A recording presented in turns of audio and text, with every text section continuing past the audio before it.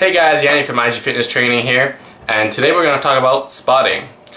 I've been seeing some very awful ways to spot at the gym lately, and that's why I made this video. If you're working out with a partner, usually you're going to overload your weight. That means put a lot more weight than you're used to, and that can become very dangerous for you. Therefore, you need someone to spot you. Spotting should be common sense. However, that's not really what I see.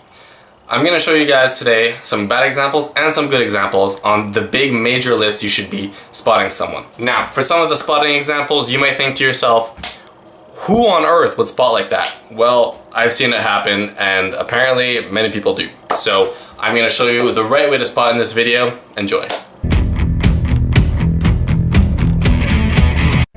Yes, this has actually happened. Someone spotted me from the sides. And if someone is using heavy enough weight and you pull from one side, the guy can easily tear his muscle. Also, the mistake here is that he completely lifts the weight up instead of giving the chance for the guy to lift it up himself. So he completely grabs it and the guy is uneven. This is how you properly spot a bench press. You stand behind the guy so the bar doesn't wobble from one side to the other. Use an over-underhand grip, and only if needed, apply some force and let the guy do the rest. A common mistake here is that the spotter is grabbing the weight from the elbows, so there's no stabilization where the wrist is, so the weight can easily drop on the guy's face. To make this better, you have to grab the guy's forearms or near his wrists, so that way you make sure the weight goes up straight and doesn't go all over the place or drops on his face. For most of the dumbbell movements, you're going to have to use the same spotting technique. That means holding around the guy's wrists area, and that way you make sure the weight doesn't fall on his head or anywhere else beside it, and there's good support.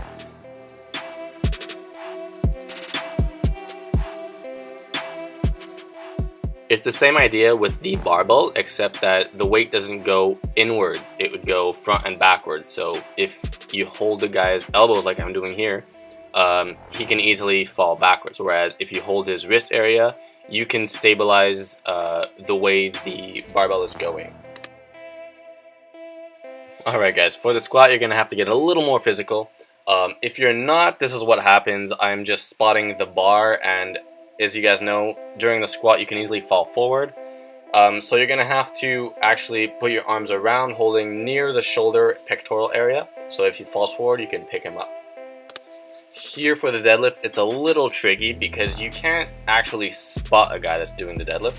It's off the ground, so it's not needed. And lifting it from the side like I just did there was a bad idea because you can easily injure someone's back very badly. So instead, keep a little distance, fix his form if ever gets bad, like here. Tell him to flatten out his back and make sure he's lifting straight up. Do not hold the guy's legs while he's doing the pull-ups, because if he ever wants to get off, he's gonna fall on his face. So one arm or hold his back. Same thing for dips. Do not hold his legs, he's gonna fall forward if ever he lets go. So again, hold his back. It's the same concept as the pull-up.